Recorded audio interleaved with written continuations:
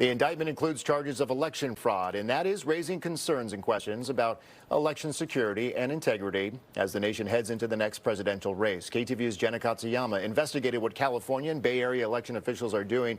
She joins us now live with the story. Jenna?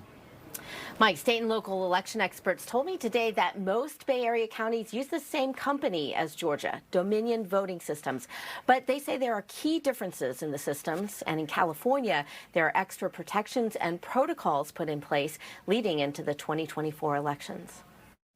The Georgia indictment lists charges of conspiracy to commit election fraud, computer theft, trespass, and invasion of privacy, stating that Trump attorney Sidney Powell, as well as Coffee County, Georgia's election director Misty Hampton, and 2 other Trump supporters illegally accessed voter data and the Dominion voting system software data in an attempt to impact the 2020 presidential election. That alleged breach has sparked concern about election security as the nation prepares for the 2024 election. According to the Secretary of State's website in California, 8 of the 9 Bay Area counties, except Solano County, use Dominion software.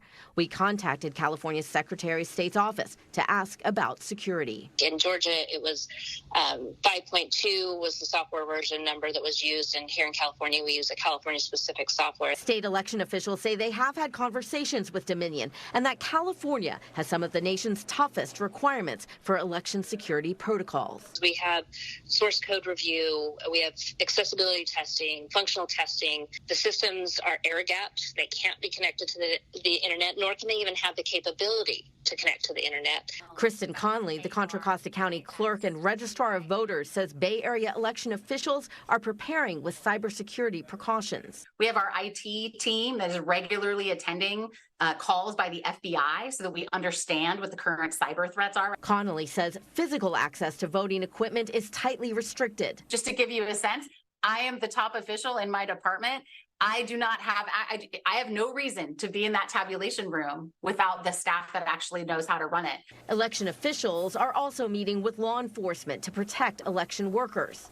Legal experts say although the charges are in Georgia, they have broad implications nationwide. I mean, this clearly was a national effort involving a lot of different people operating in a lot of different places to try to undo what all the courts agreed was a valid election. That's really kind of unprecedented.